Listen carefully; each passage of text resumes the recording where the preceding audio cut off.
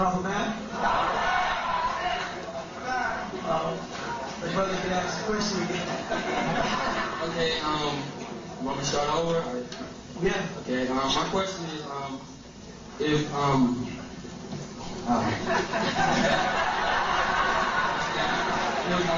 Enki was saying here to be ruler over the earth, and Anunnaki and Enlil ruler over the skies to correct everything. My question is, did Enki send you redeeming himself by sending his son Marduk, showing that he can do things as said to be done, or did Anu send you, or master teacher?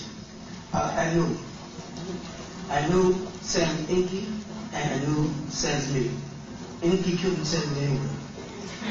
Because though I am spiritually related to Enki as his son, I reject everything Enki stands for because he opposed Anu.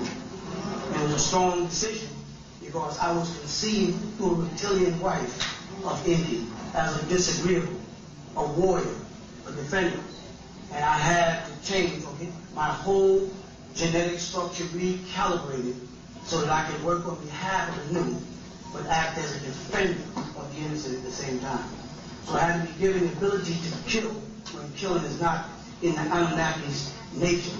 Thus it was necessary to be born to Eve, who was a reptilian. It had to have a reptilian mentality as well as an Anunnaki's mentality as far as agreeable, and disagreeable way. I had to have both of those attributes because this is what you have. You have both an agreeable nature and a disagreeable nature sitting in this room. And I don't mean there are some agreeable people and some disagreeable people. Everybody sitting in this room has agreeable in them and disagreeable. Everybody in there has a little devil in them. Everybody in there has a little God in them. In order for the being to come to you, to raise you up, they've got to have the kind of nature you have so that you can't trick them, because you're very good at it. Not this time.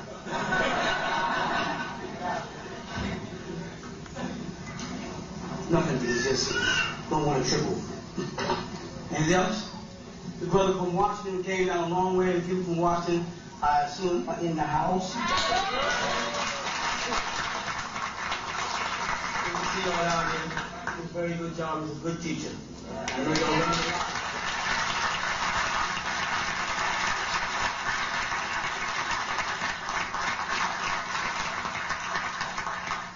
Makes me feel good to see young brothers coming up, because nothing is sadder than seeing a purpose destroyed, because maybe the leadership harbors and controls all the information for themselves in order to look heavy.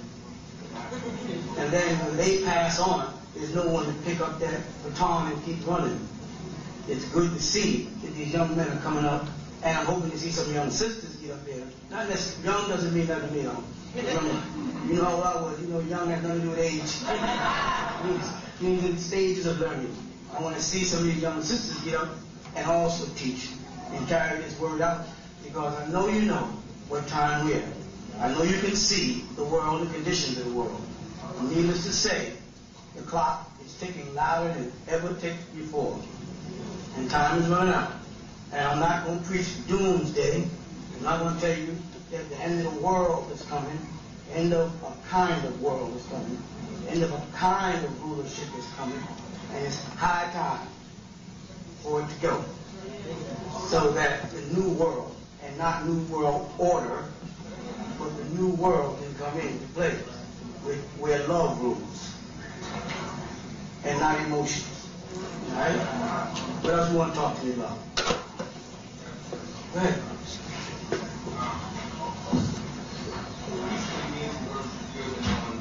Me and some brothers was building on the idea of why is it we have to get back to a state of Nuwaupu, and we were looking at it as a neutral state. Okay, and I was thinking on that. Sorry, you look at it as a neutral state. Yeah, we look at it as a neutral state. We say Nuwaupu as a neutral state. And whatever that means. I don't know what that means. I'll go with you with that. I don't know what it means. Go ahead. Okay, but I was looking at that and I was thinking, well, maybe while we're here dealing with this society, we have to focus more on our positive nature and suppress the disagreeable side of us, so that we could kind of like balance things out. Because I remember when you were saying that our planet has been surrounded by a almost disagreeable crystal-like energy thing, and I was thinking that if we were to focus more on our positive nature, suppress the disagreeable, would balance things out and allow us to be able to cope with the things that's going on in this society now.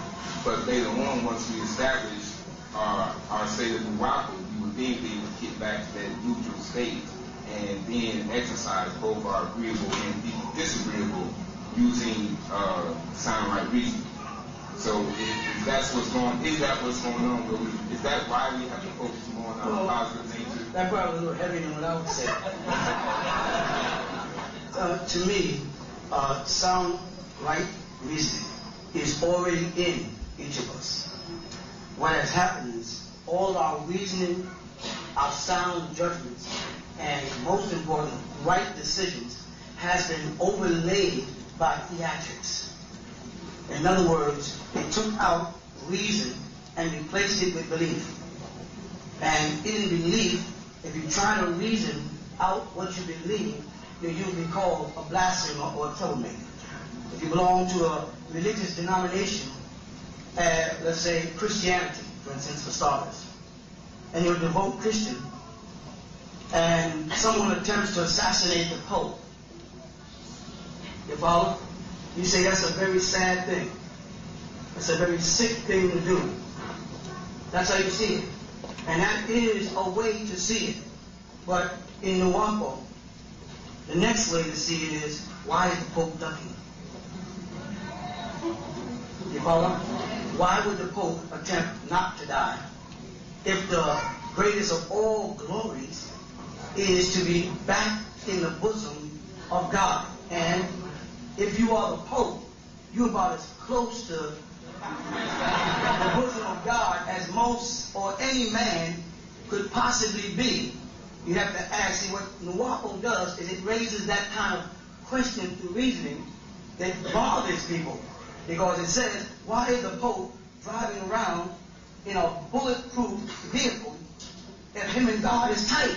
Why is he trying to tell me to be good in order to go to heaven to be with God, and he don't want to go to heaven?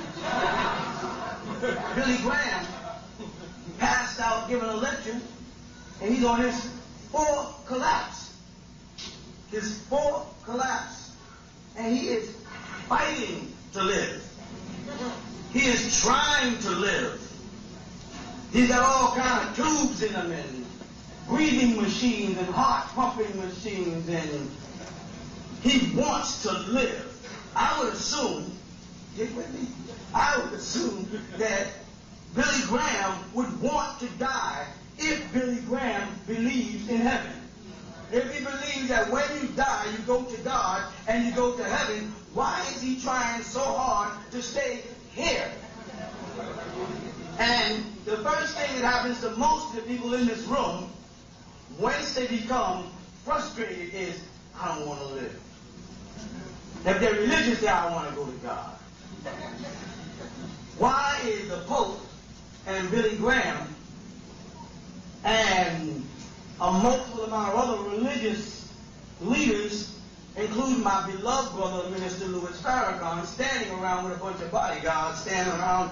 Why doesn't he want to die if he believes in heaven? I don't believe in heaven. So I know some niggas can stand up with a gun right now and pull the trigger. So I got to learn to duck, because I don't believe. I don't believe in that shit.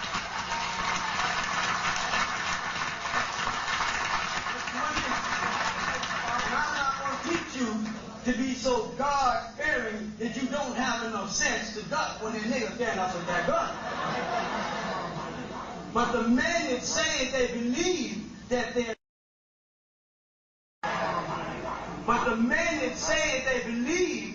there's some heavenly abode that we all go to, and that God is there waiting to embrace us, and his son meets us on the way through the light. Why are they trying not to get there? This is what Nuwaupu is. So it's not about Nuwaupu being neutral. Nuwaupu is that dormant presence of divine in each individual that makes you question everything you are about to do, be it good or evil. When you're about to do something that is wrong, and you know it's wrong, something says to you, now you know this is wrong. And then something else says, but it's fun. Everybody that gets ready to bungee jump, everybody. While they're tying this thing on the ankle, a voice in the back of their head says, now you know this is some dumb shit you're doing. You know this is stupid now. Right? And as they get near their edge, they say, you know, I'm telling you now, this is real stupid. And as they look over the edge, they backtrack the rubber all the way back to their ankle. And something says, I'm giving you one more chance to think this out. Now this is stupid. And then they jump. And after they defeated that divine awareness in them, jumping becomes fun. It becomes a recreation. It becomes a ritual. Then they want to try something else, daring. Once you coat over or blot out that Nuwaupu in you, and this is done through concentrated effort, it's done through words, it's done through gestures, it's done through the media. When I was talking to some people yesterday, I was saying, I want you all to think about this for a minute. Everybody complains about people talking about them behind their backs. You know what I mean? Someone, let me talk about me behind my back. I don't want nobody to talk to me any other place but behind my back. Because behind my back is my face. Behind my face would be the problem. So if someone said, I'm talking about you behind your face, then they're back there. But if they're talking about you behind your back, then they're standing in front of you.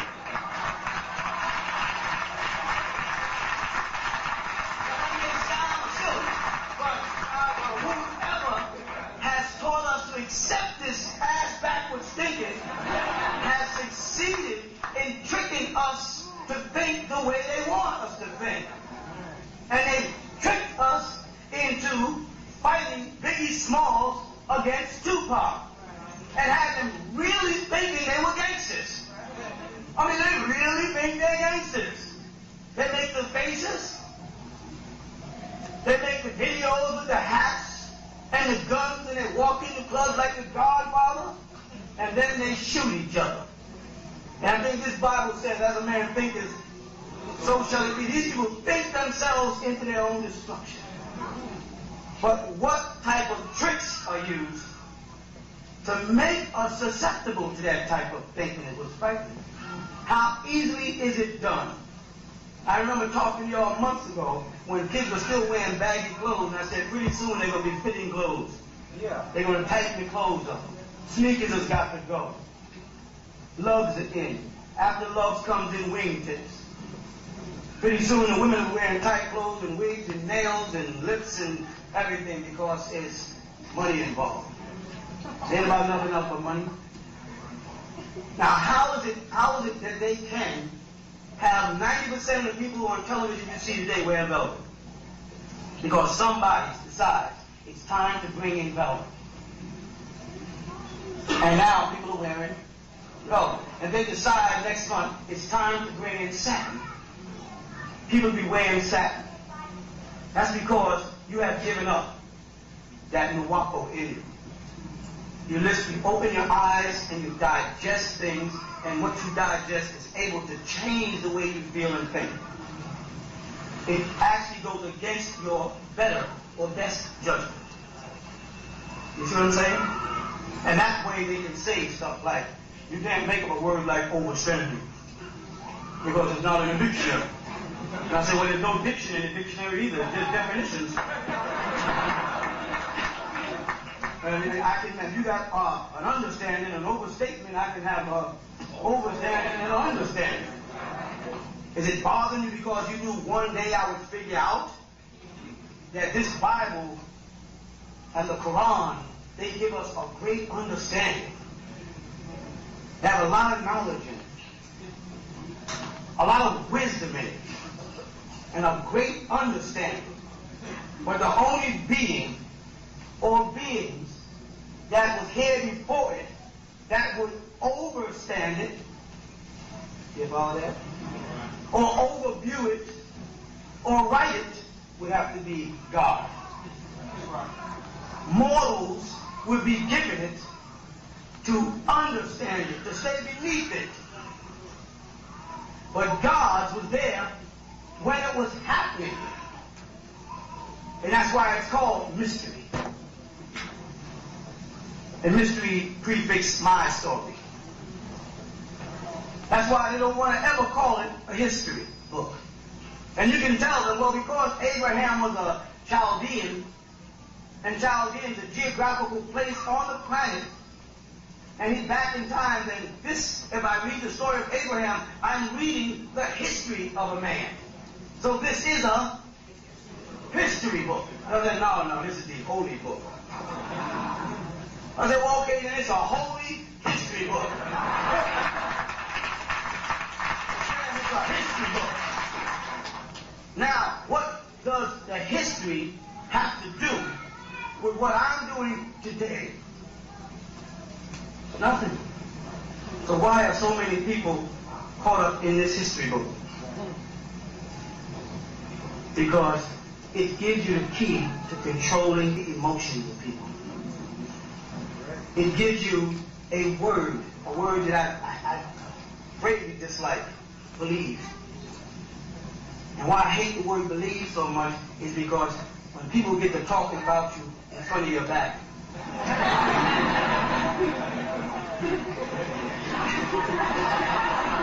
the first thing they do, in most cases, is say, you know what I think? I have an opinion here. That's what they say. I think, well, Jesus is supposed to come back and get us. Say, you believe that? That's what I believe. Well, I choose not to believe it. Then he say, well, you're a blasphemer. I choose not to accept the title, not to believe it. Then he say, well, you're a blasphemer. I choose not to accept the title of blasphemy. You're a cult. I choose not to accept the word cult. You're crazy. I choose not to accept the word crazy. See, the moment I can instill in you a belief, an unconfirmed fact, then I can point at the whole Chinese nation, label them, and call them the devil. And because you want to believe it, you will. You won't investigate. Because I think when I said, excuse me, are there black devils? Eyebrows raised up this far. No, he ain't. No, bruh, Esau is not going to go there. And I said, yes, I am. Because that's Nuwaupu. That's reality. When you go there and say, are you going to tell me that all black people are good and all white people, Chinese people are bad? You're going to tell me that you have never met a black devil? You? Can anybody there tell me that you've never met a black devil? Someone who's black, Bongo Bibba, and say that he doesn't have the devil in him? Or her? Come on with it if you can. So you know what that would make us? And we persist in that doctrine? What? Hypocrites. But religion teaches people to be hypocrites. Because it teaches you to love your neighbor if they belong to your same faith. Now that doesn't add the last chapter. it basically says, love thy neighbor as I love thyself. That means, being I'm a Christian, anybody who's not like myself, I don't have to love. It's a little tricky, but as we listen, those things trick our minds, and then it feels all right for me to say, well, if I am a Muslim and you are a Christian, it's all right for me to blow up the World Trade Center. Because I believe that you are a bad person. Because you do not believe what I believe. You see where it's ruled us? But when Anu and the rest of your guardian, what you might call angelic beings, angelos, start to approach, you had to be reprogrammed as a being. You had to be prepared for beings that when they talk to you, they talk straight at you. They don't talk in belief. They don't talk in approximates. They don't talk in parables. That's why I look at the Qur'an, it starts in chapter 2, it says, and Allah has a parable for you. And you go, and use the word mathala, the likeness is the word they're going to use. And you say to yourself, that almighty, powerful, boundless God of all the universe has to speak in parables? Can't he just say, don't do that? Does he have to do something like, the doing of that in accordance with the results of the doing of that could result in a very tragic. Just say, nigga, don't do that. It would be a heck of a lot simpler for me. The Quran would be less pages, more people would read it, and things would get on.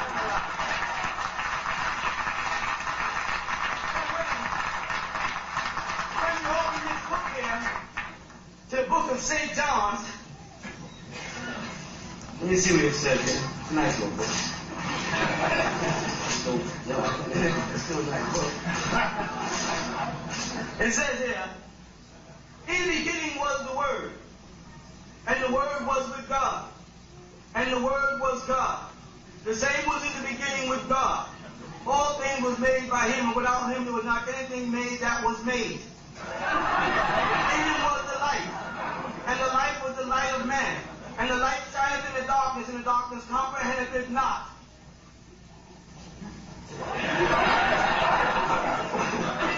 Why is it necessary to do all of that? Let me see what he was trying to say. There was a beginning. And there was a word spoken in that beginning. And that was God. And the word that was spoken was light. And the light made life. That's why it is man. Simple. Why does God study Shakespeare? Why does he have to emulate Shakespeare? Why is it that God does not want every individual to pick up this book and get a clear understanding of it? Why must we have people to come along and give us tafsir of the Qur'an, interpretations of things?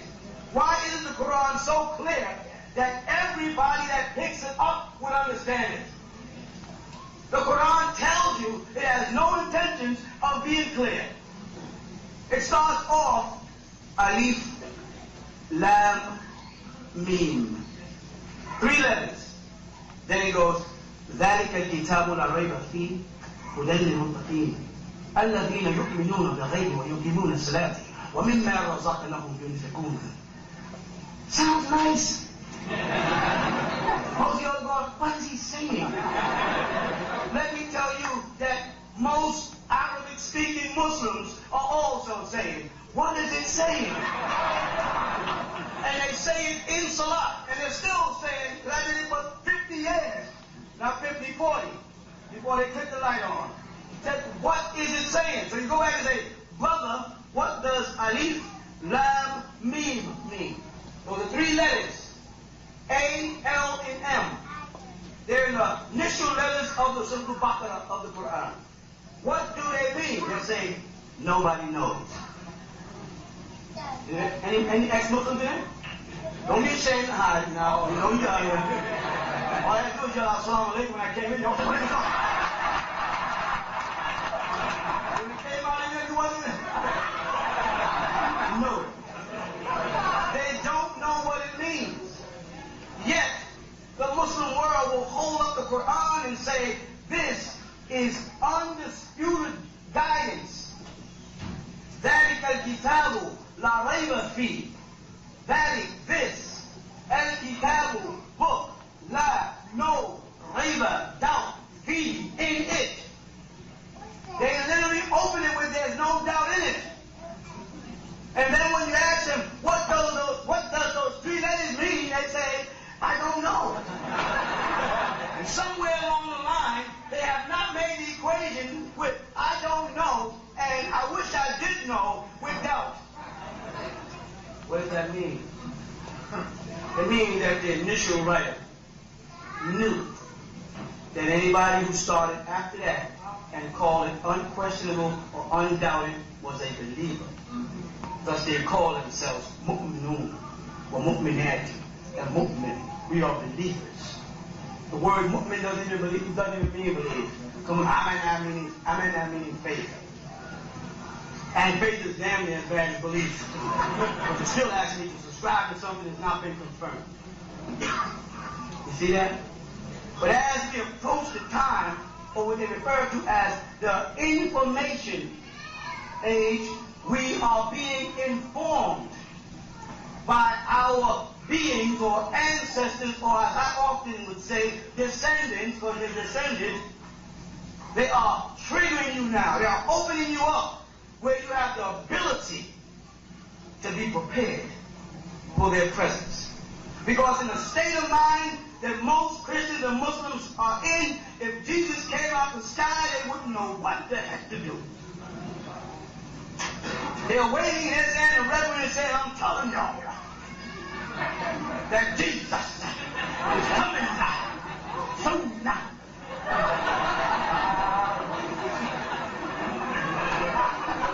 But if Jesus walked into their church, and it was an Ethiopian Baptist church, and Jesus had blonde hair and blue eyes, which is the kind of games that God likes to play, or walked in a white church and had a big old afro, which is the kind of games God likes to play. Whether you like it or not, we got away with games. We can go into God's games if you want to play. Whether you like it or not, we got away with games. We can go into God's games if you want to.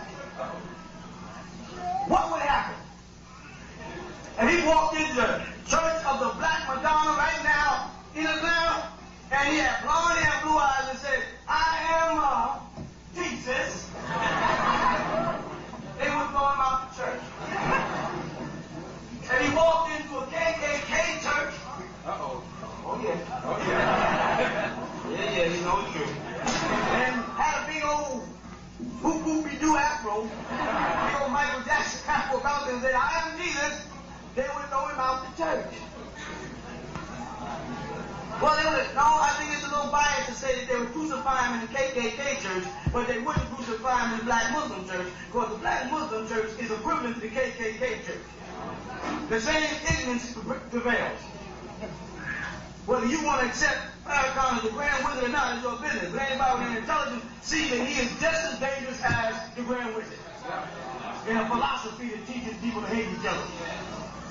When nature does not segregate in what I call God's games.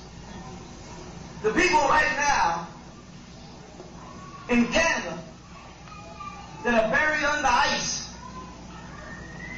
and living in shelters by the thousands are not really concerned with their religious doctrine or dogma right now. Most of them are concerned about heat and a sandwich. Some warm clothes and a place to sleep and a sandwich to eat. You follow?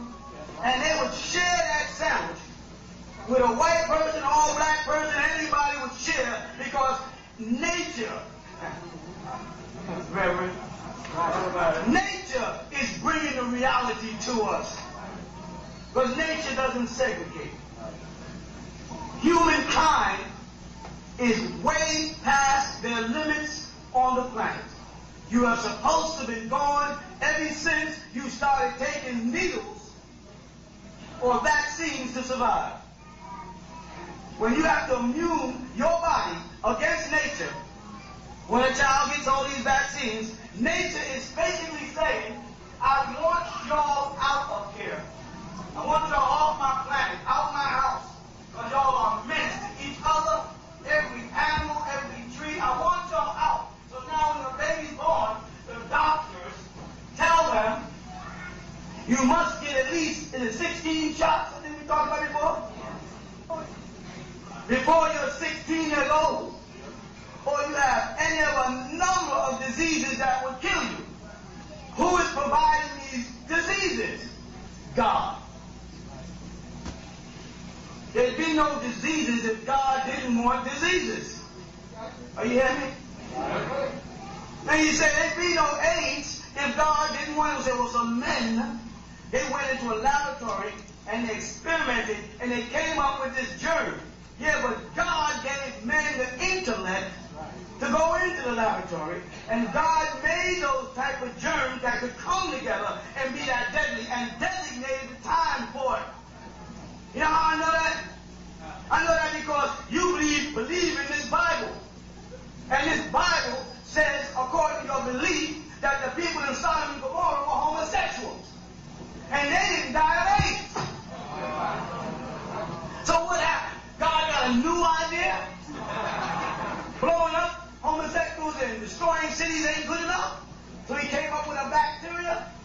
Why aren't you looking at it that way when they say AIDS is a homosexual disease? AIDS is a man-made, genetically engineered virus that was either accidentally or deliberately introduced into the world's population. AIDS is not a homosexual disease. AIDS is not a venereal disease. AIDS did not originate from the green monkey.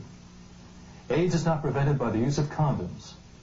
And AIDS is not likely to ever be cured by a vaccine.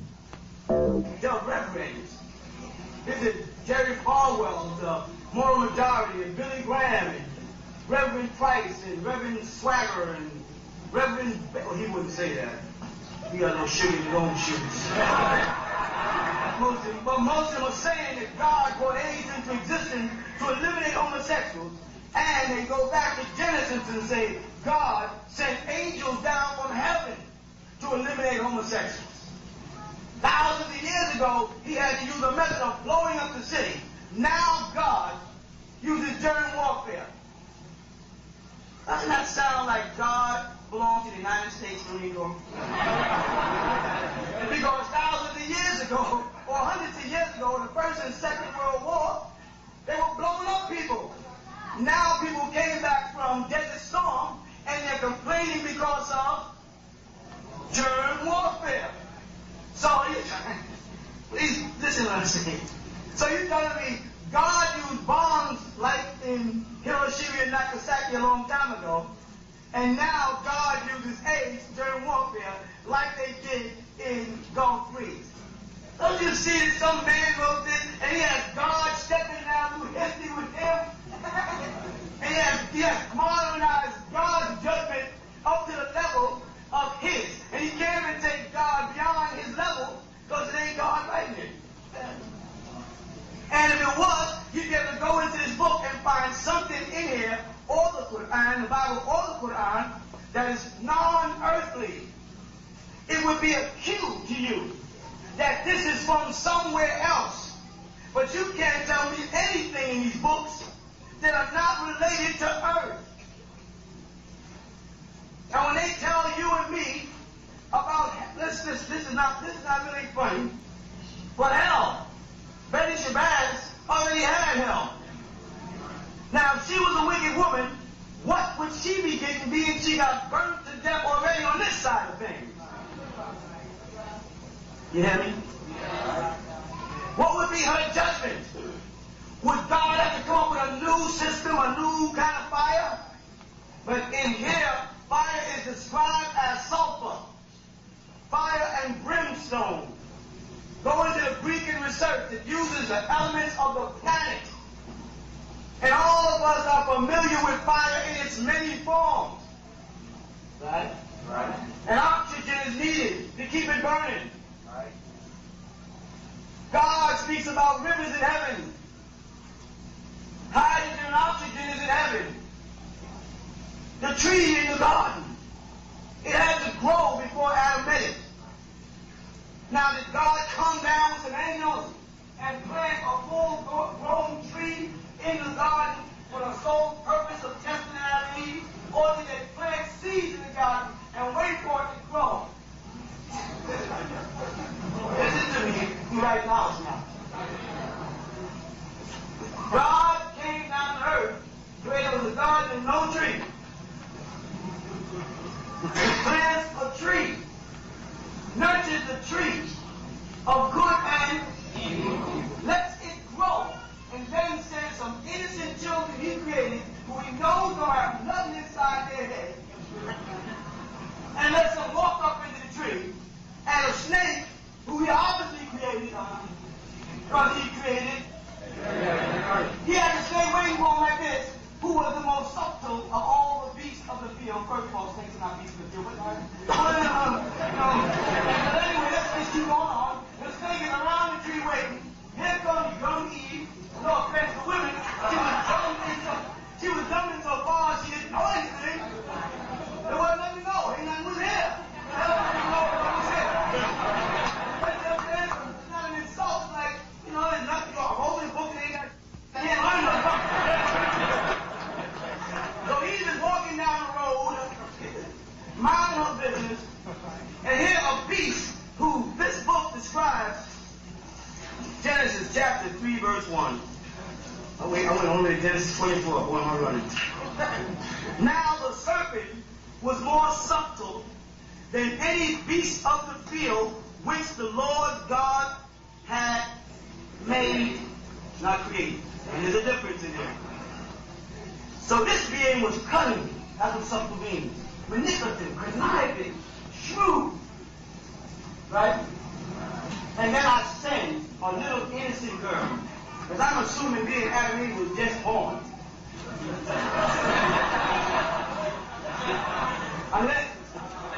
Unless we queuing on the age. If I'm saying being Adam and Eve was just born, they will come into the garden with a big diaper on.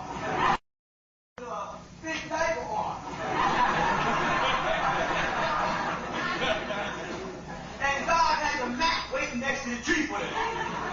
The master con artist was waiting next to the tree, and in comes Eve, and he goes, obviously, because he calls him the whisperer. He goes, psst. And he goes, yes. Come here, let me tell you something. Let me see what he tells her. Here's what he said. Unto the woman, yea. As God said, you shall not eat of every tree of the garden. That's what he said. Did God tell you not to eat of every tree? This is a tree God grew, y'all. Waited for it to grow. Then created the poor innocent woman, directed her intelligence towards the tree, while at the tree the devil was waiting for her, who was conniving, manipulative, and subtle. Okay, but this is what y'all want to believe. Show me. So let's see what happens. And the woman said unto the serpent, well, can I go back with a little bit? Snakes do not talk. Hello, ma'am. I have yet to be the snake. I heard a parrot. He say something. He can do it. God made it possible. God said parrots can learn to talk. But hell, there ain't a snake anywhere that has a voice box and can talk. Alright? We got that first? Yeah. So serpent is somebody's name. Like an old friend of mine from the jitterbug day, we used to call him Snake. We said, what's up, Snake? Now, in the event that he got in the Bible,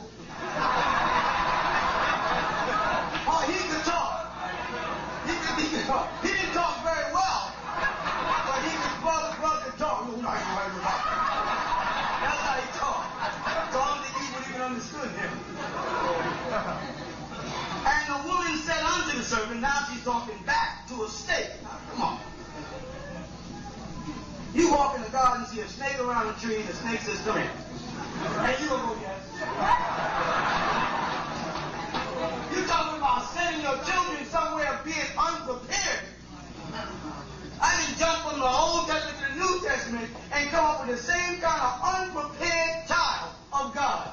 So if Jesus was like, oh my Father, if it be possible, let this cup pass by me. I will now, I know kind of you do, but it's got, you know what he was talking about? He was talking about the crucifixion. Jesus did not want to die. Which means the whole story of Jesus being born and knowing he was going to die was a lie. Because if Jesus was born the Son of God and knew he was born to die, he would not have said, oh my Father, if it be possible, let this cup pass from me. He would not have ran when they were trying to catch him. You follow? If he knew this from birth, why was he afraid? What do they mean by, Father, forgive them, for they know not what they do? If God's plan was for his Son to come down here and die for our sins, his Son would have been a willing sacrifice, something they stole out of Abraham's story in Isaac.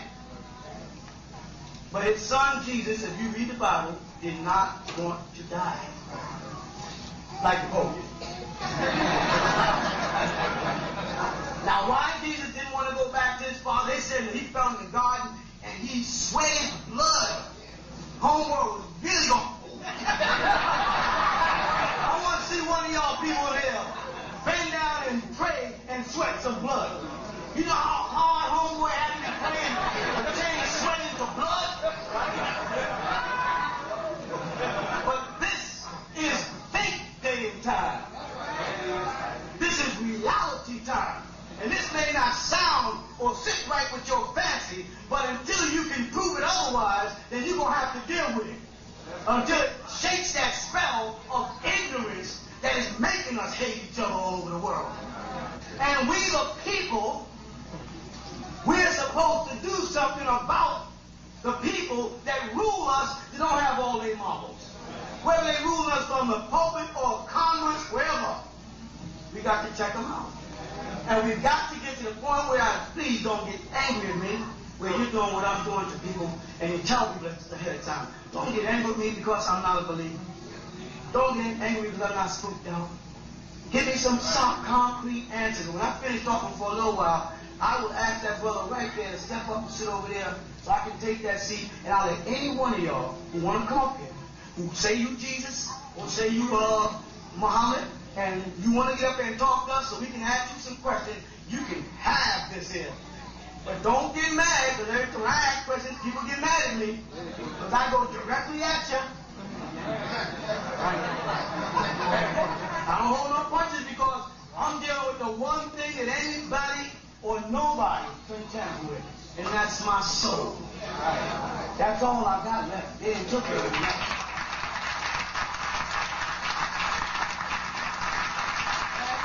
you tell me that I have a destination in paradise, on the right or left or beneath or up, wherever, next to God, I am going to question you. Because I'm not going to spend the last days of my life sitting in a church or a mosque or synagogue humming with your ass to die and find out it ain't true. I want to know ahead of time. And if you can't prove it to me, don't be angry because I'm not a believer. And if you want to say, I'll go to hell, then hell, I'll go to hell. But I'm not going to no ignorant heaven.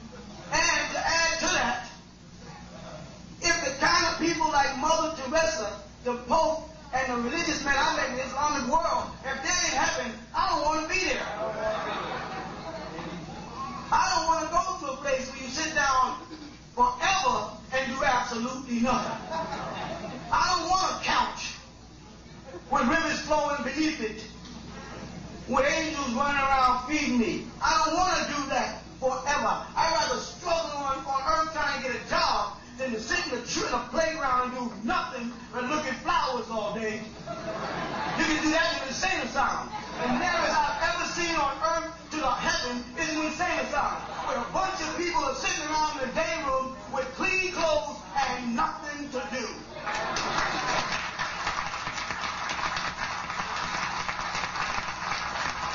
Whether you like it or not, they are promising you when you die, you are going from insanity into an insane asylum where God will be with you, and that makes it okay. Well, I'm not that kind of fellow. So that's why I sit back and I look at this and say, well, let me go on and talk about this. And if the Reverend can defend himself, I'm with him. If he can't, he gets mad, he just has to scratch his ass and get glad. Don't mess up my soul because he's confused. To keep some oil in his Cadillac. He ain't doing it to me. All right, you understand? Let's do it now. And the woman said to the serpent, what's she doing? She's talking to the snake. If I was walking down the street talking to a snake, where would they put me? Things that make you go.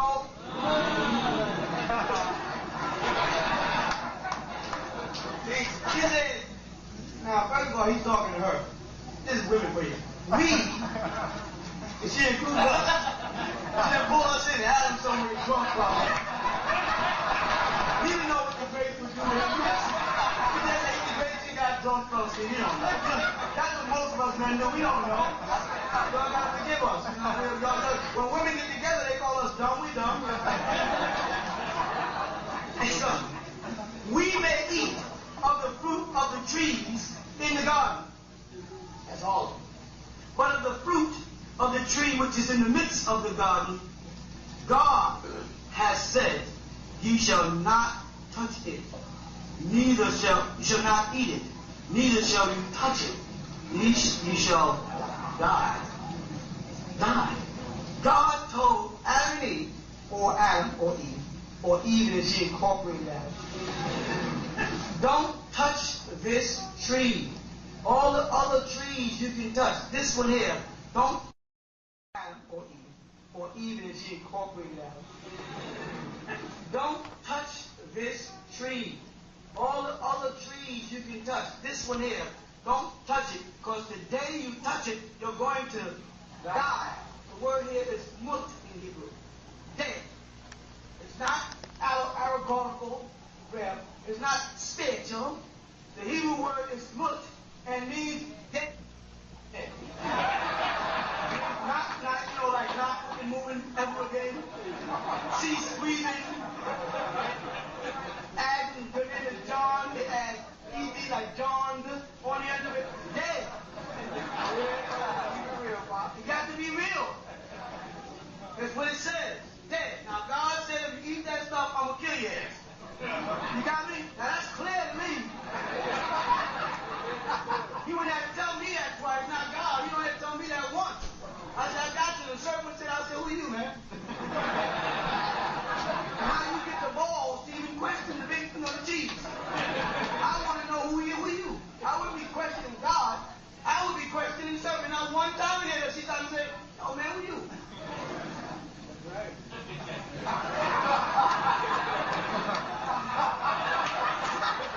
Why he can't kill you? Why can't God kill the devil for introducing them to the fruit and introducing them to disobedience to God? Why is it that God can't kill the devil? Did you ever ask yourself that? Yeah. You know why you don't ask yourself that? Why? Because that question walks hand in hand with the question is why is there evil on the planet? And if God didn't want all this corruption and evil and hate and racism, couldn't he? And shouldn't he just go poof and it be gone and it just be the most loving, beautiful place? Why must the rose die? Why must the rose die? And why must it have a thorn? Why must I be deceived by nature when I see a rose? That opens such a beautiful, the first time. When it's such a beautiful flower. And I love her so very much that I'd like to rip this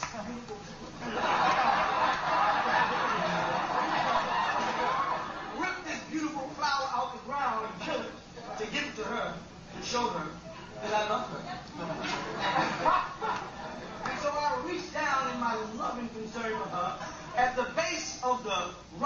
and go, ouch. God damn.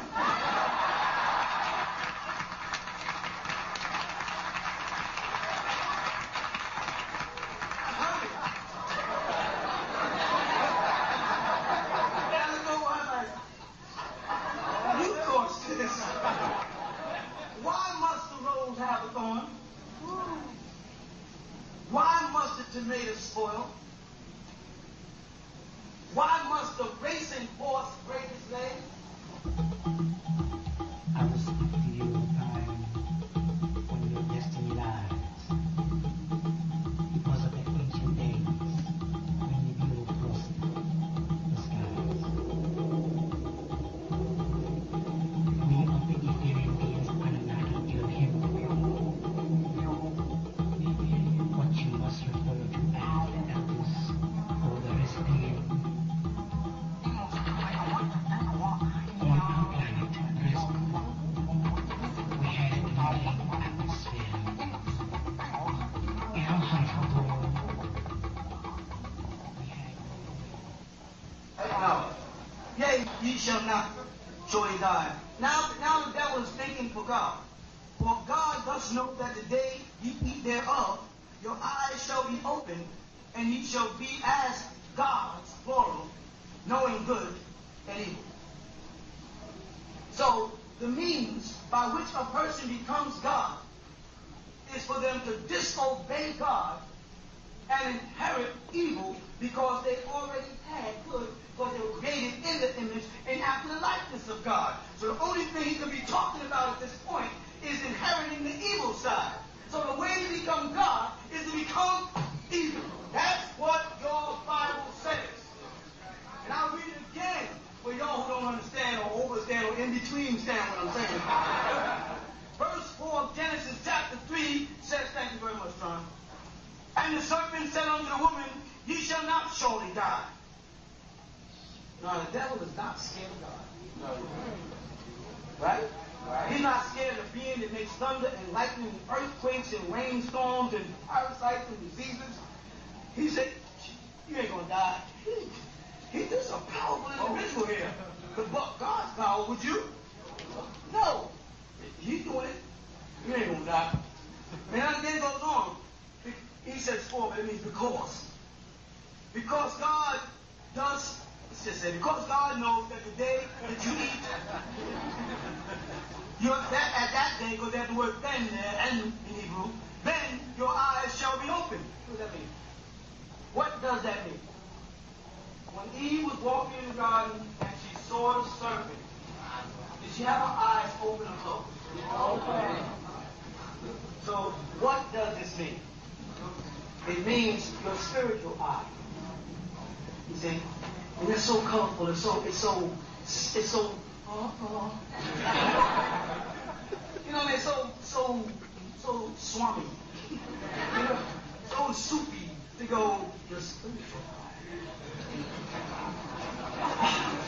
For something evil. Your eyes shall be open and what? And you shall what? Be as God, knowing good from evil. And they confirm it further here. It says, now the man has become like one of us, to know good from evil. That's further down in the same chapter. In the further verses. These are cherubims talking. Now let's put man out of the garden. Because now he has become like one of us. What were those cherubims say? Were they good or evil? They were evil. Because man and woman, according to them, were created in the image after the likeness of God. So they were already good. Who can be gooder than God? So what they did and what they inherited was a new attribute, evil. But in becoming evil, they became like God. Could you please explain that to me? Why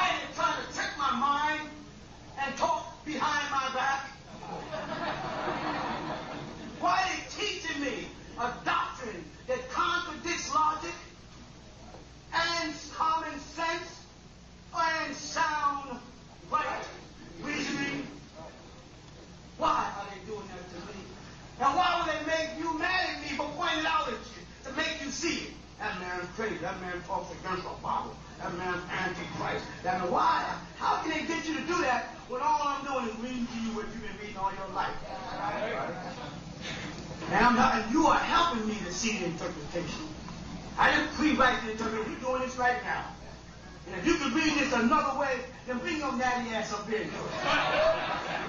Because I'm reading the King James Version of the Bible. You understand? King James Version. A British Bible in America. You get the drift.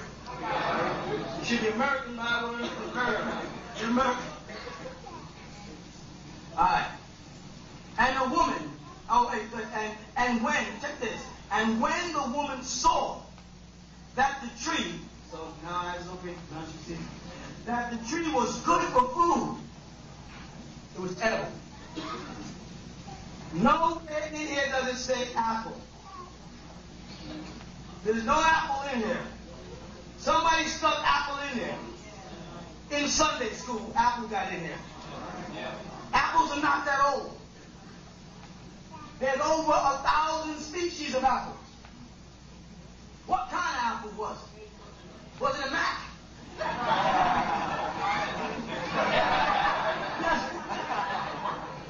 But if you ask that question in church, the reverend will get mad at you. The Sunday school teacher will report it to your grandmother, because your grandmother's the one who whipped your ass about church. Your mother just says, stop acting up. But grandma says, come here. Bring your ass over here. Never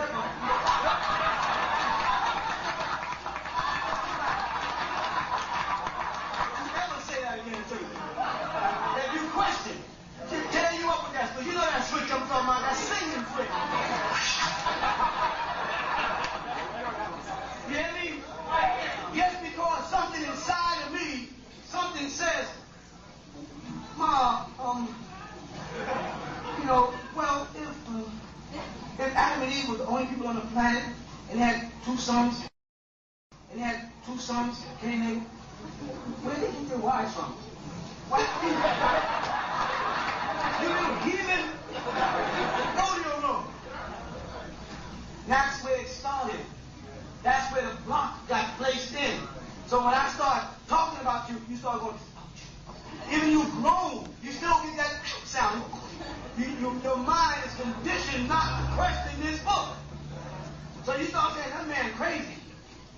No, this man got beat so many times that his grandmother's arm got tired. And then she said, what do you want to know, boy? I said, I don't know. And I said, after 15,000 beatings and 250,000 whips, I said, that's all I want to know, Grandma, is that you don't know and Reverend Porkchop don't know either. That's all I want to know. All I want to know. Does somebody know? I don't want to tell you, who are the people of the land of Nod? Where did they come from? The Bible says Cain left the garden and went to the land of Nod. And nobody was on the planet with Adam and Eve and Cain and Abel. So if you go to the land of Nod and nobody was there, what's Is it me? Is it only me? I mean, am I crazy because I see things like this? Well, if I see things like this, and God has provided me with an audience of millions of listeners, then God must want me to talk to you.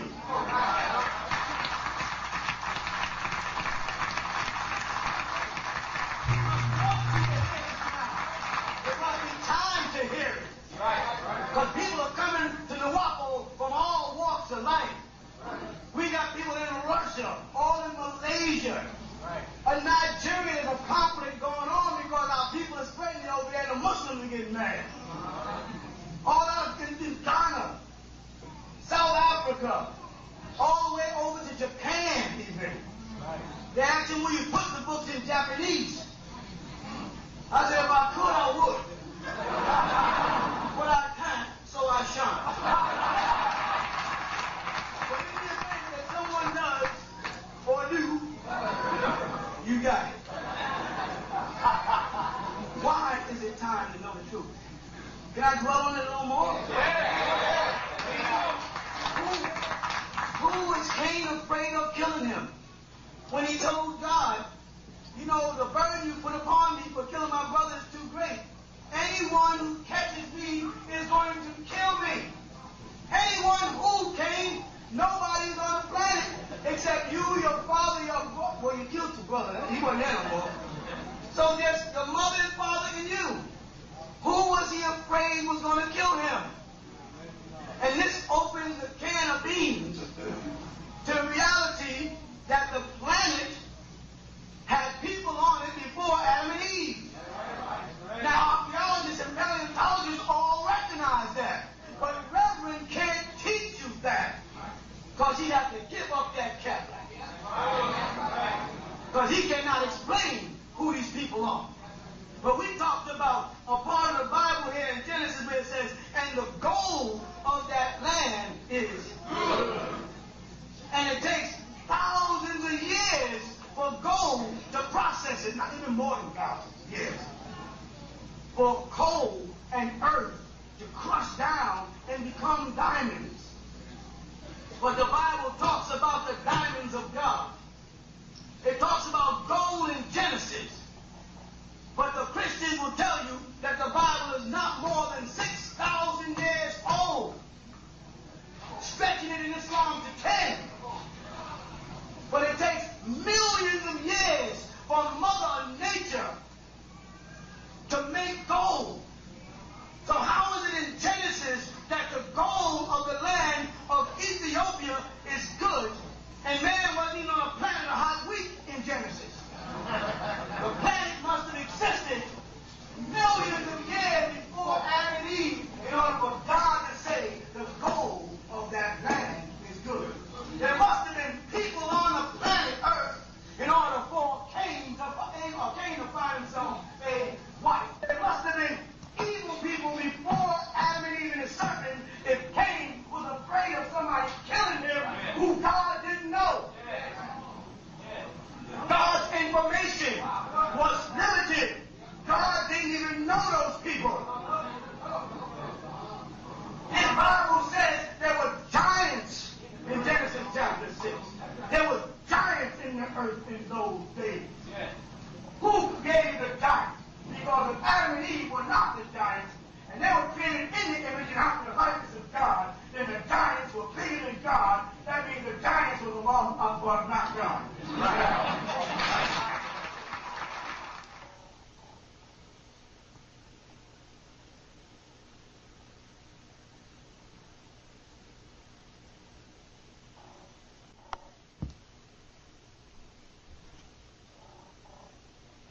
This Bible says the people on the planet with 6 fingers called Goliath the son. 6 fingers in total. And if man is looking to pay him to God, please hold up your right hand again. And count. How many fingers do you see? If I kick off this funky boot, you see how many toes? Now, if man is in the image and after the likeness of God, and most of the men I see have what? 5 fingers. And most of the women I see have 5 fingers. And women, they're always fumbling with their toes, so not hard to count them. Every now and then they get a 6th toe if they lean over too far.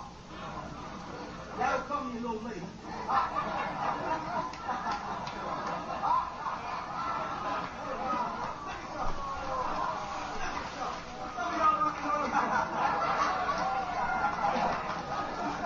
I tell you what, the people that understand what I'm talking about, they don't want to explain what I'm talking about.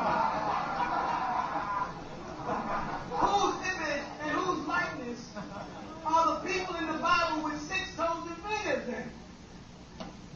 Did Jesus have 6 toes and fingers? Then why in Genesis chapter 6, when they talk about those giants, it says, and it came to pass when men, and the word there in Hebrew is Adam, we showed it on the screen for y'all, on the computer, began to multiply on the face of the earth, and daughters were born unto them. So men were first without the daughters? How did that happen?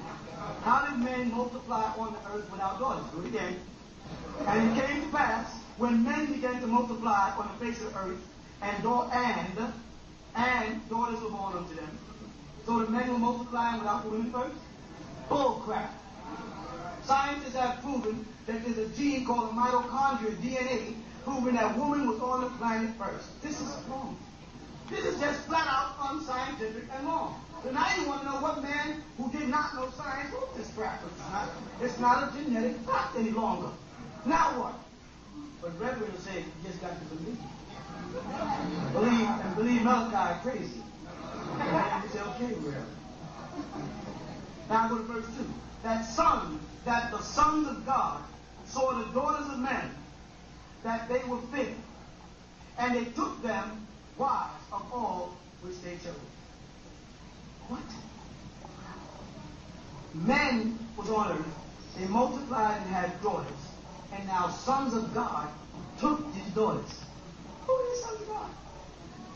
I don't see them back in Genesis anywhere. Oh, I think I do.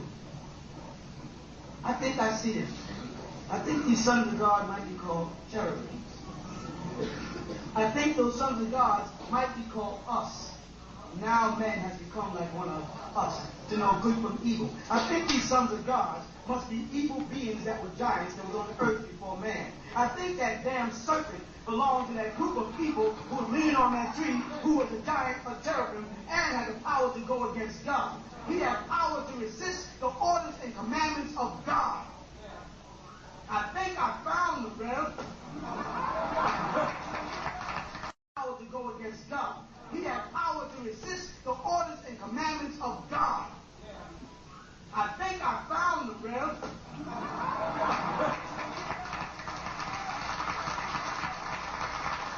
But are you going to bear witness to the fact? Or are you going to be tucking it in your gas tank? And it'll go on.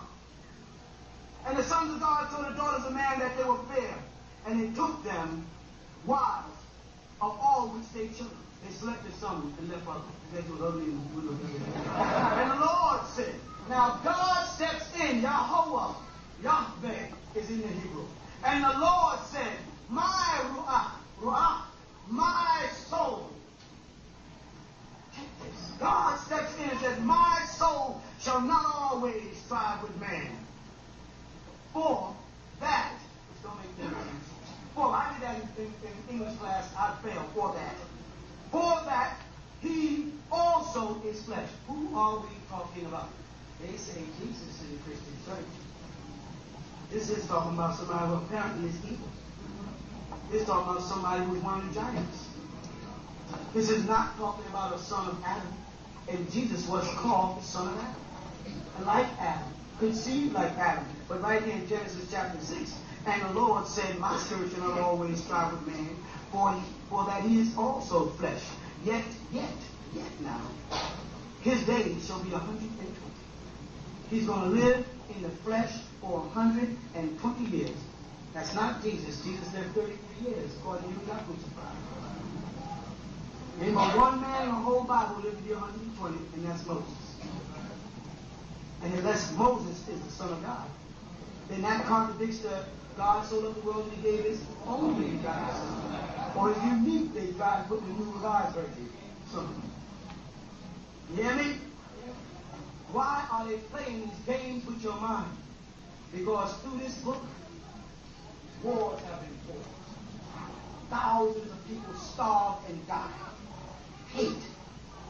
They actually took Jeffrey Dahmer in church. In court. You hear me? And asked him in a building set aside to be governed by the state, which is separate from religion.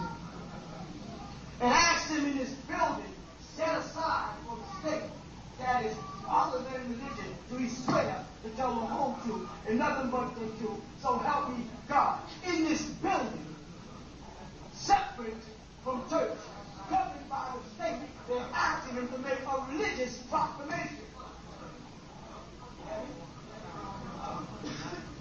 And in this book, in the book of Exodus, one of the commandments of the God of this book is, thou shalt not kill. It doesn't say, thou shalt not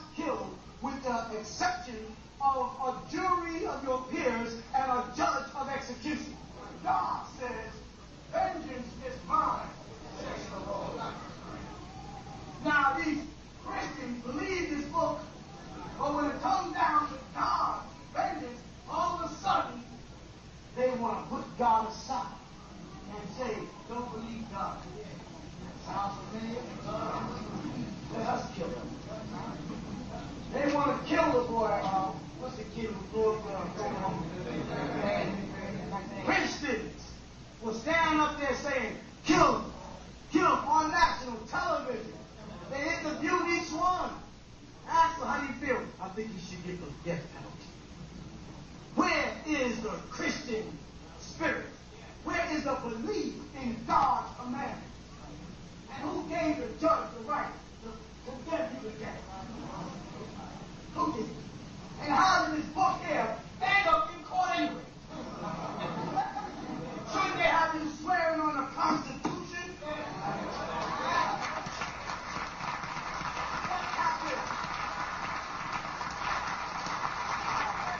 What happened? Reach in your pocket and pull out a dollar bill. Now we stepped into another institution, the Federal Reserve. That's not a religious institution. No. That's a monetary system that is responsible for all the crime on the damn planet. Stealing, selling drugs, gold trafficking, slavery, all is based on money. Why they have on the back of the dollar bill, in God we trust, and then on the top of the courtroom, in God we trust, and neither one of those people trust God. When they trust God, God said, vengeance is mine. And if Jeffrey Dahmer did wrong, then God would have taken care of it. They will call you crazy and subversive if you preach that type of doctrine. If I say to the Muslim world, the sheikh who went down to the World Trade Building and blew up the building to avenge America, he didn't believe in Allah. Because Allah says he'll take care of his enemies in the Qur'an.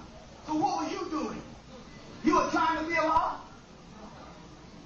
You understand me? Yeah. It's things like that that you got to present to the world. As I present to you. You got to walk these people through this stuff. The book opened itself to Job. It was just flung open when I was beating on it. I'm saying that because Job wants his story told.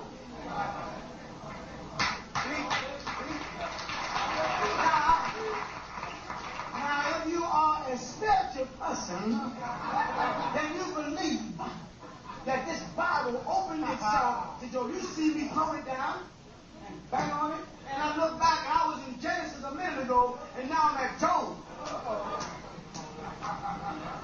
And the story of Job is so prominent, I'll close it again in case someone else wants to talk to him.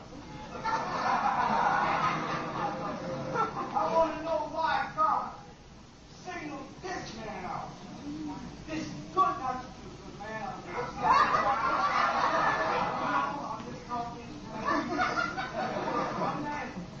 But why would God single this good man out? Job, a good, righteous servant of God, obedient to God. He had a job and everything.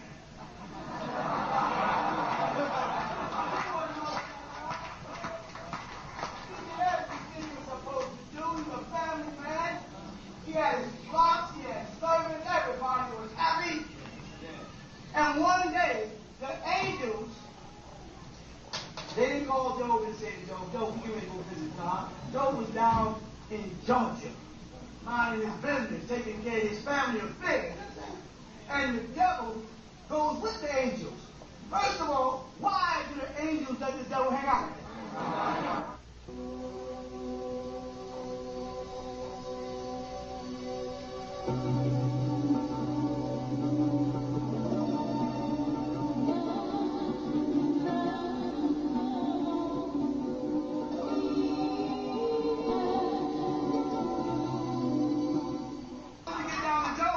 Back to Job again. Job, I guess you want me to shut up. All right, Job, I get your message. You want me to tell you the story. Job wants to let everybody know that he don't feel that he got fair treatment. Job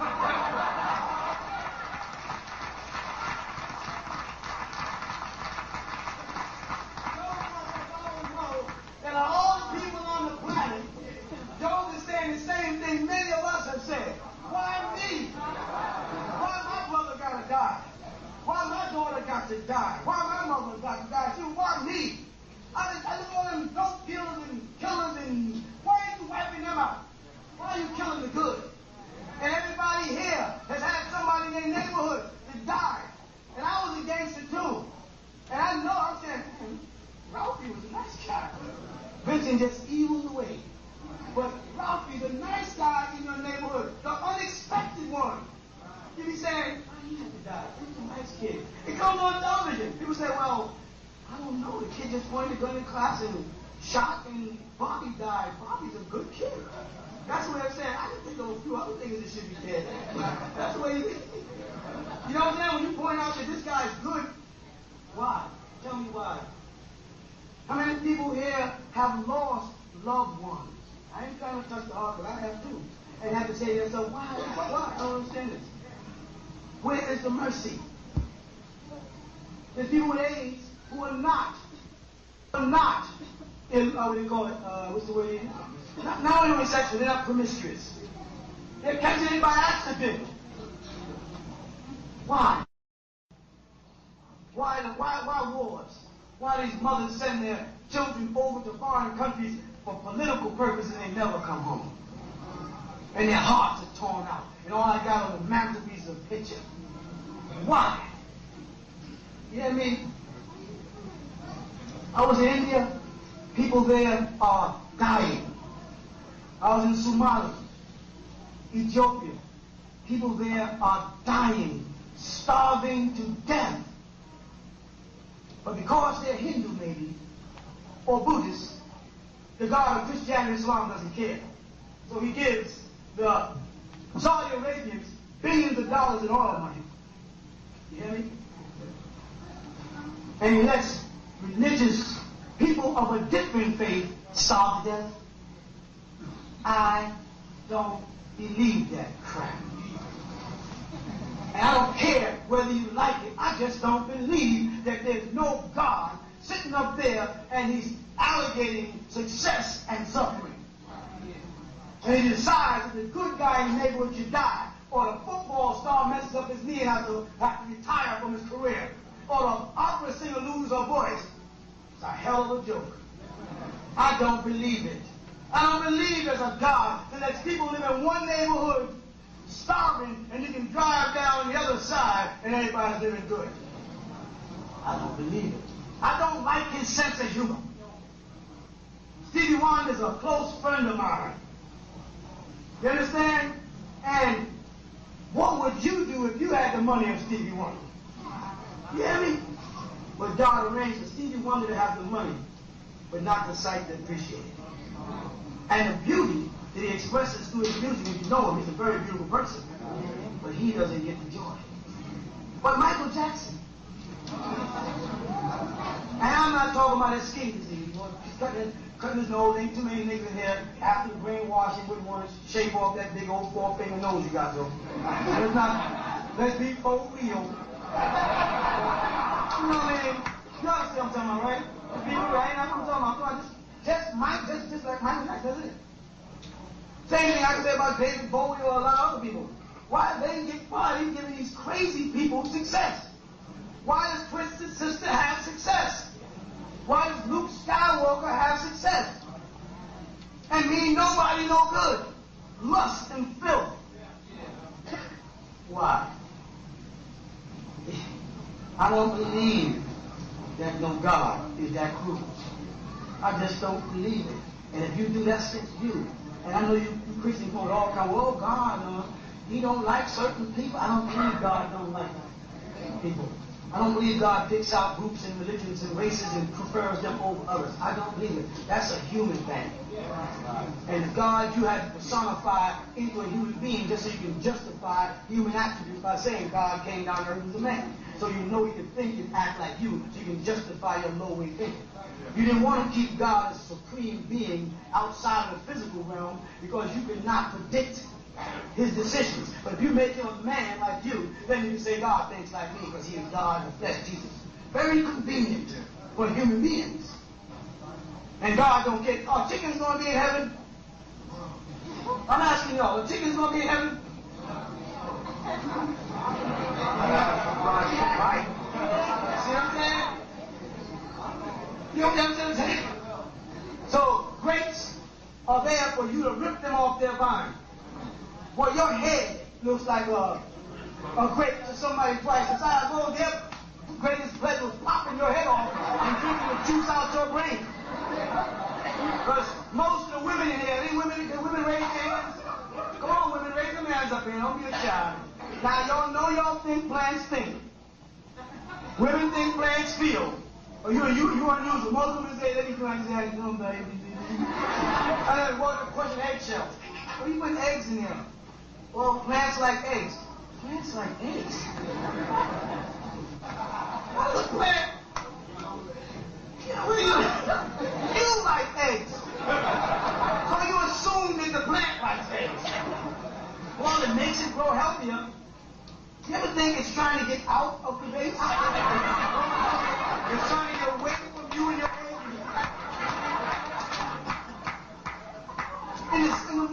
In the world of right now, you're trained to think like that. Job says he got unfair treatment. That he was singled out to suffer for nothing. And everything was taken from him. His wife, his children, his land. And that wasn't enough. They put boils all over his body. For absolutely nothing. Just because God and the devil made a bet. God is a gambling man in here. The devil said to God, I know one. You know, Job, if you take away your protection from him and your blessings, I bet you he'll deny you. Right? Then God said, you got it. How much you got?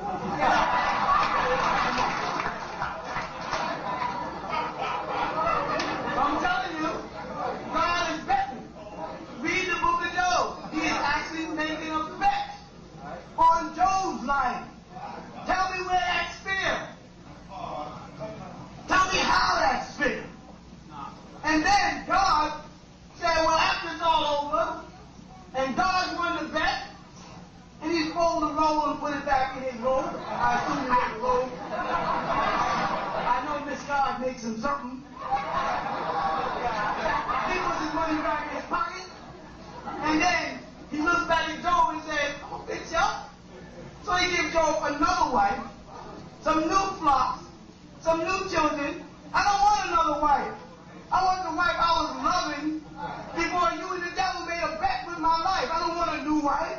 I'm happy with my wife. Could I have my wife back? You God just don't put and reverse the shit.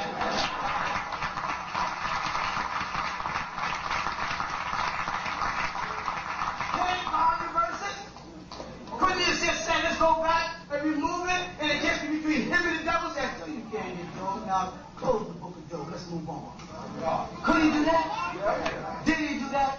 No. Why not? That's the same why not that we always ask. Because we are alone in our sorrows. And the sooner you realize the helping hand you're looking for is at the end of your arm, the better off you're going to be as men and women.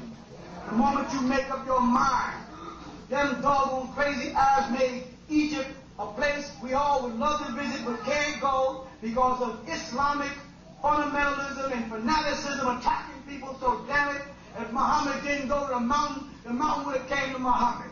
I said I was going to take all y'all back to Egypt with me. I can't because the Arabs are messing everything up, so hell, I'm bringing Egypt here for you. And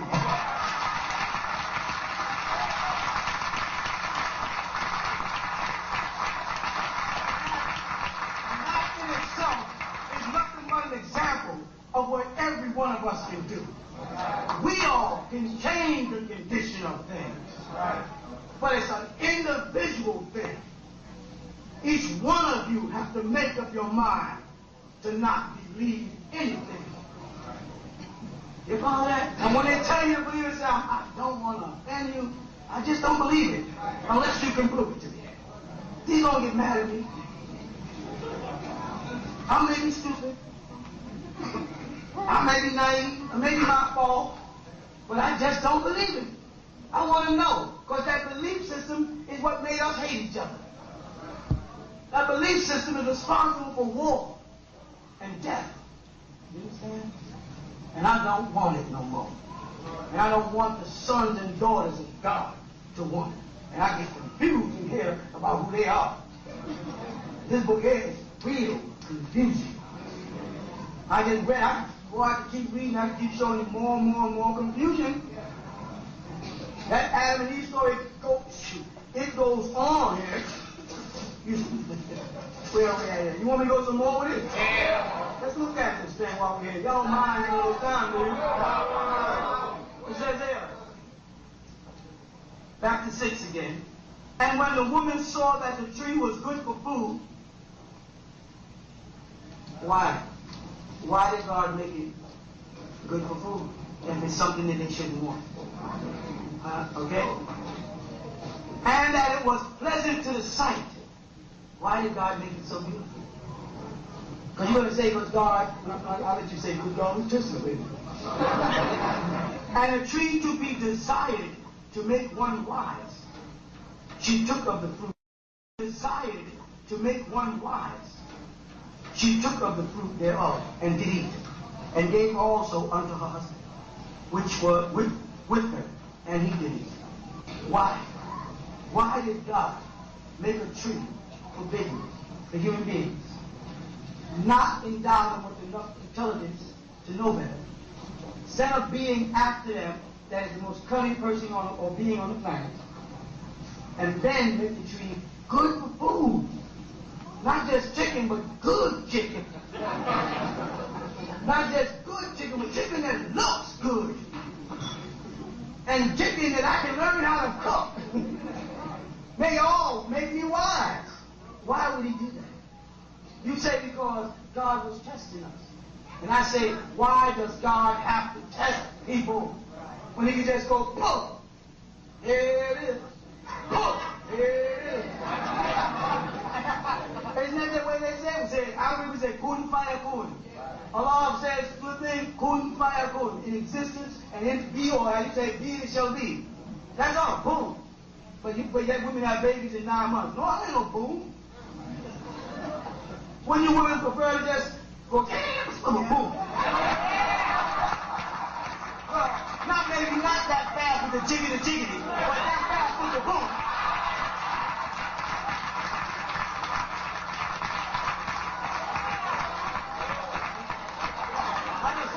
Some jiggity guys. And you give a light work to Joe. But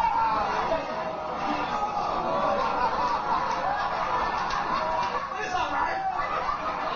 Everything is alright. Just got to believe. You're going to get that nut one day.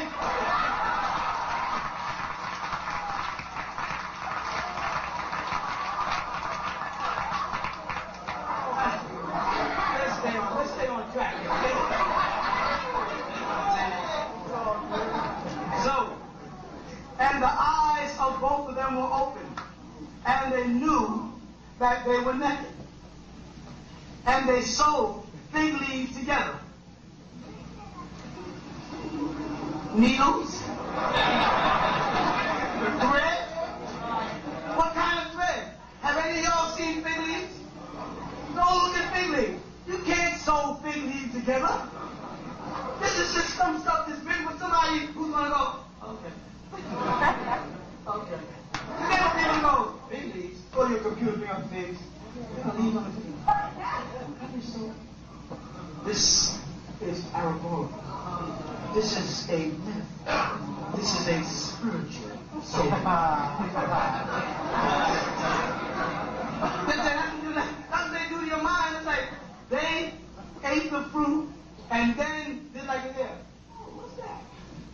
But oops, and they covered it up. Hello? Angels come from heaven with clothes. The serpent in the tree was talking to them had on clothes. Who made the clothes? What are the clothes made of? Are they cotton robes? Or the angels get the best and get silk robes? Does silk that have a pattern? The angel, because your grandma said, I saw him standing at the end of my bed. And he had a long white flowing robe. He had his hand stepped out saying, come on, come on. And I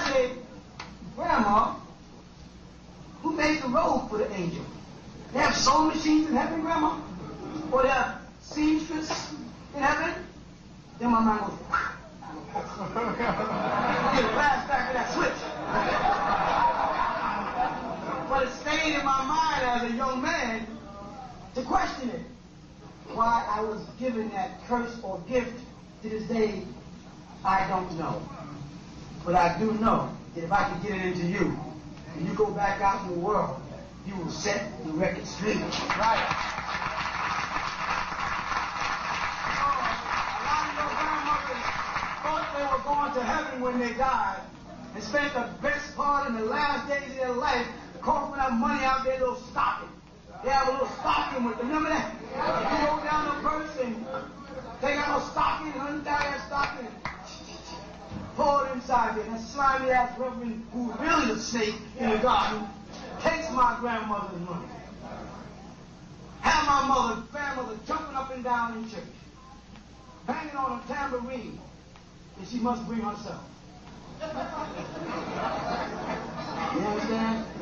They give you 3 Bibles, though, and so does Howard Johnson, and Holiday Inn, and every other hotel, and Hyatt. Right? And Grandma gets a pop in the tambourine while the Reverend gets the trumpet, and the deacons are asleep. And these big old fat college girls will cry going to they got nothing else to do. Ain't nobody taking their ass out anyway. They go in the choir meeting every Thursday. Otherwise, Thursday will be in front of the TV wishing.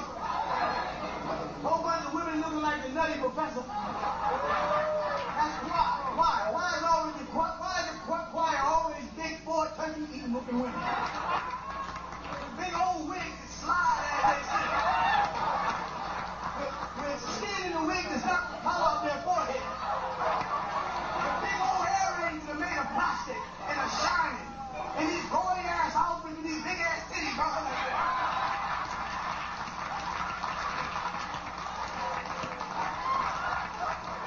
It's all true. You may not like what I'm saying, but you know it's true. There's some flaming faggot up front doing this.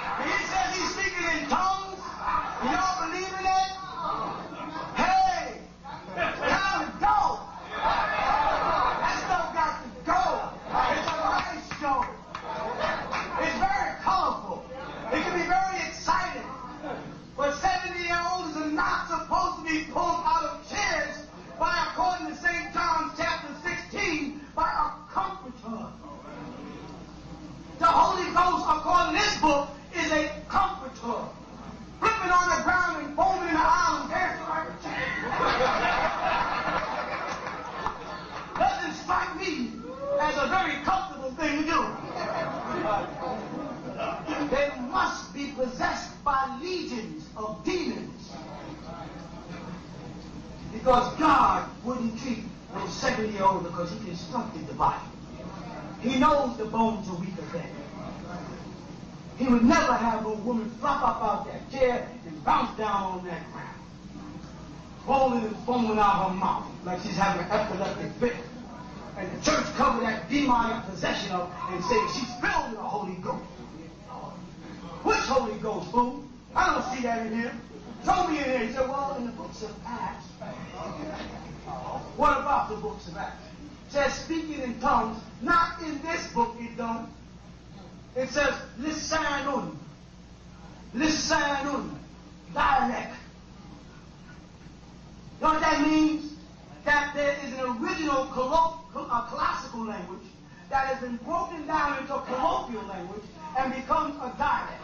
And you're saying that in Acts 3, the Holy Ghost comes on the day of Pentecost, and as a light of fire, you believe. God is using fire.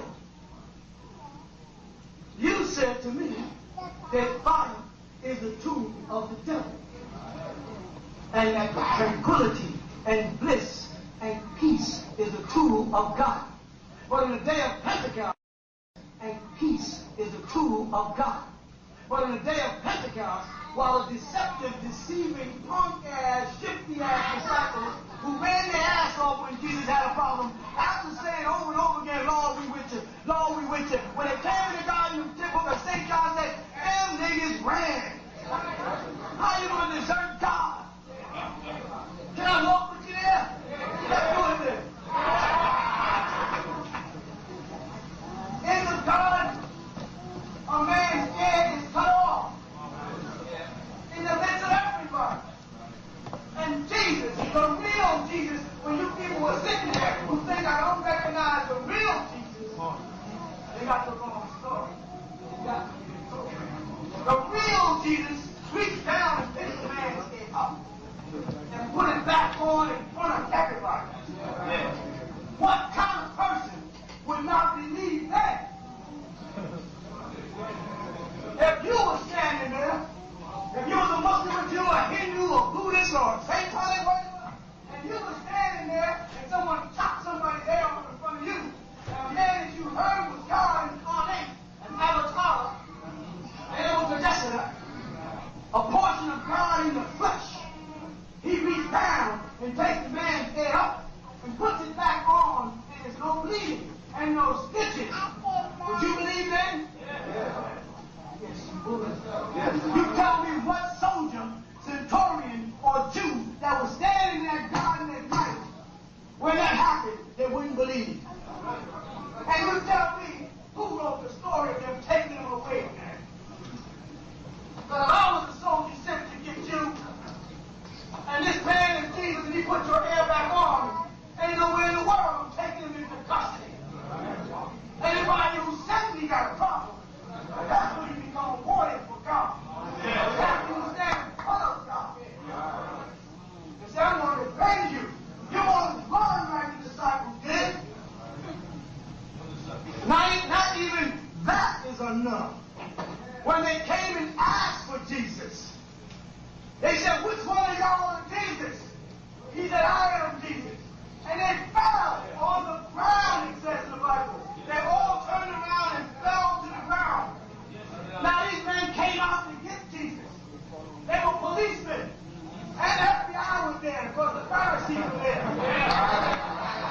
They didn't just have to say he's in the cops. They brought the FBI with them. And the Jews were there.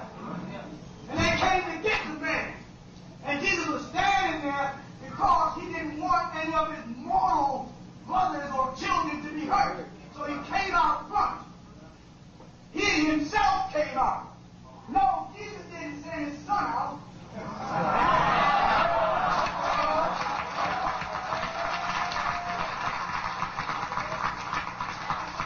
So he said that only begotten son because he loved you so much. He loved his disciples so much that when they came to kill him and they didn't know which one was him because they said, you got to kiss him so we'll know him.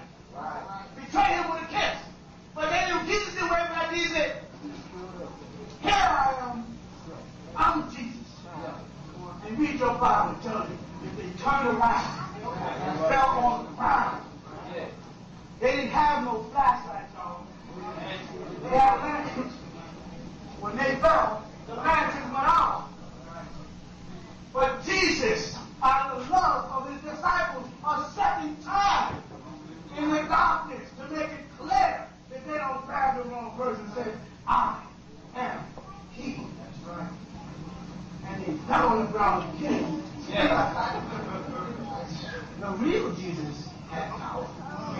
This plastic ass punk y'all talking about in the Christian church, I don't know who he is. That ain't the real Jesus. That ain't the real avatar come to earth. Avatars come to earth. Jesus is not unique. Krishna was an avatar that came to earth.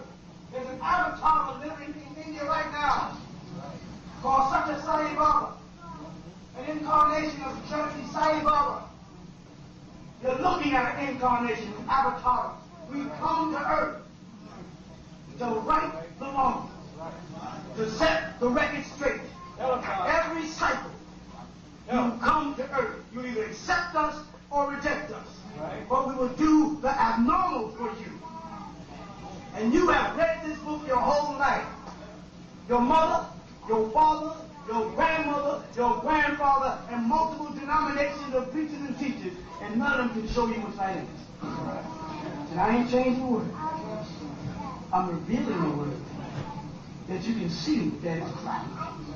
Why? Because a new you is coming. A new cycle is coming in. A spiritual cycle is coming in. The Aztecs talked about it. The Mayans talked about it. The ancient Egyptians talked about it. The Hopi were in the cycles of a changing world. Revelation 21 says, I'll wipe out this earth and wipe out this heaven and bring in a new heaven and a new earth. It tells you about crafts coming. Right in the book of Revelation. It says a whole crystal city is going to come down out of heaven.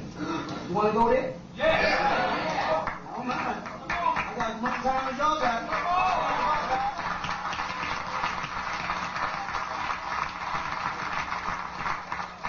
Revelation chapter 21.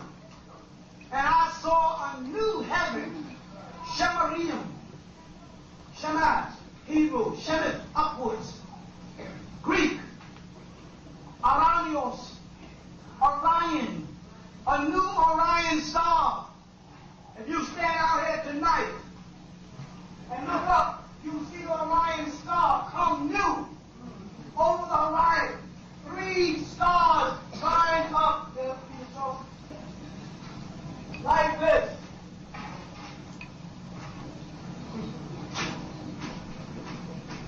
And these 3 stars run across the Orion belt. And those 3 pyramids, they will line up perfectly. It goes right over this. Right over here, a pyramid for building to line up. Alright? This is the heart of ancient time. This is what Jesus said when he said, Our Father who art in Orion. Go in your Greek Bible, take the Strong's Concordance, bring it up in your computer. Have you done it? And you push the button on the heaven in the New Testament of the Greek, it says Orion. And then go to the galaxy and punch in and say Orion. Go to Job and it tells you about Orion. Jesus was talking about a star constellation. He said, my Father is in that star constellation. I am from above. You are from beneath. I come down to you. I went back up. He went up in the front of his disciples. They see him go and come back. Talking about UFO. He literally says, Our Father who art in Orion. Here. And I saw a new heaven. A new kind of sky. You know why it's a new heaven? Because never have they saw all the planets line up before. Something that never happened before in this cycle is. The new heaven on May 5th, 2000 was programmed by the 4 planets that lined up a couple of months ago. In these certain amount of months, all the way up to the year 2000, May 5th, 2000, you will look up and you'll see a new heaven. And the new heaven is going to cause a new earth. And this is why the earth is shifting. This is why the climates are changing. This is why it's freeze-ups and droughts and earthquakes. This is why 1,000-year-old volcanoes are erupting. This is why we have diseases like streptococcus, AIDS, because they're wiping out the earth. And only those people with the seal of the Father will make it. And there's people who beside the people with the seal of the Father, but they have the seal of the devil on their heads. And Jesus pointed them out in the book of Matthew 24. He said, many going to come in my name and say I am Christ. He said, in other words, watch out for people who call themselves Christians. He said, many will come in my name, Christian, and say, I am Christ. Not say he is Christ, but they'll tell you that Jesus is the Christ. He said, if they tell you in Matthew 24, if they tell you I'm coming from the east, don't believe them. They take them down to some sacred chamber, believe them not. He told them how far the sun shining from the east unto the west. The rising star, the constellation. As it comes out of the east, and as we watch tonight, you'll see the Orion stars come across the east and descend in the west. So shall the coming of the Son of Man be.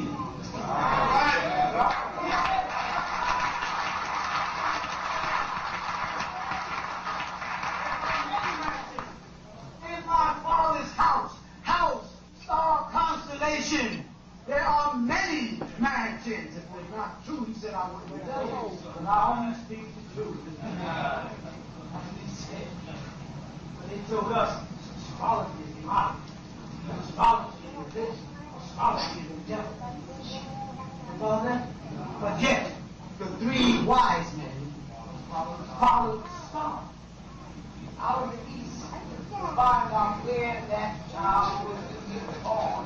King of the Jews, not king of the Jews.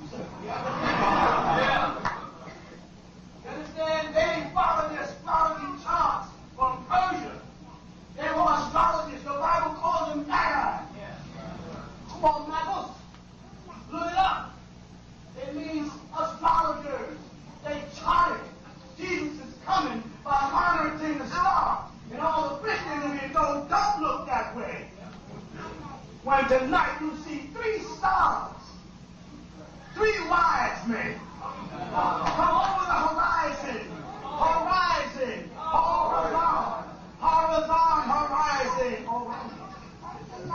You know, when right over us, you can stay out here until 11 o'clock to 12 o'clock as they set on the rest. So, that's when you know. And now every 70 days, it disappears. It comes back around, and we watch it. And as I saw, and I chart where to put the buildings at, in order to create the structure. So that when the elders come over, hey, that's the Holy Ghost.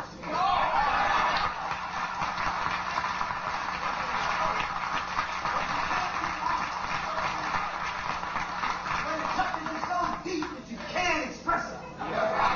But you know it so well.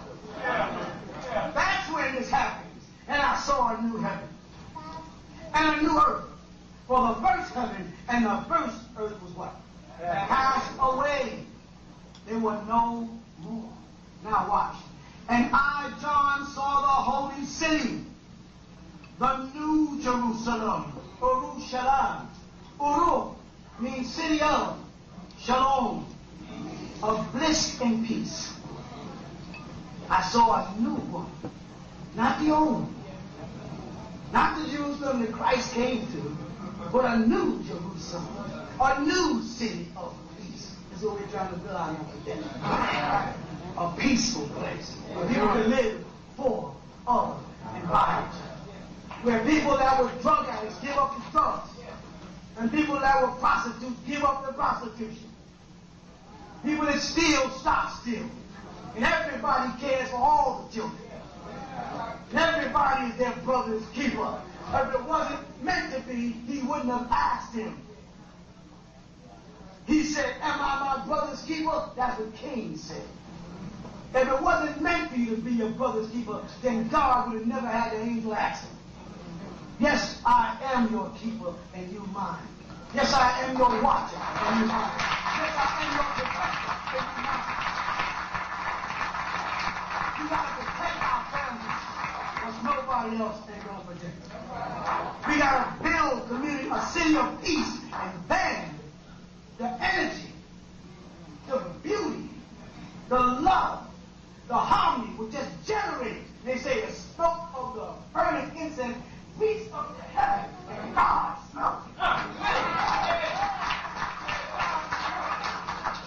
You'll smell the beauty.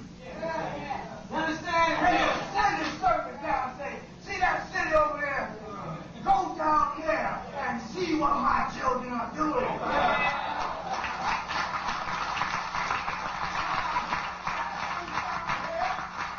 Why don't you talk about it? It's in here. Go down there. When they come here, the angels come as human beings in here. That's right. And they supped with them. And they ate with them. You know, I know seed of beauty, I say, you got to report to me. You can go back and say, I do, or Yahweh, or Elohim, or Allah, or any name you want. It's all right there. It's all right. So when you wipe out this world, you can spare them and use them to refill it, replenish it.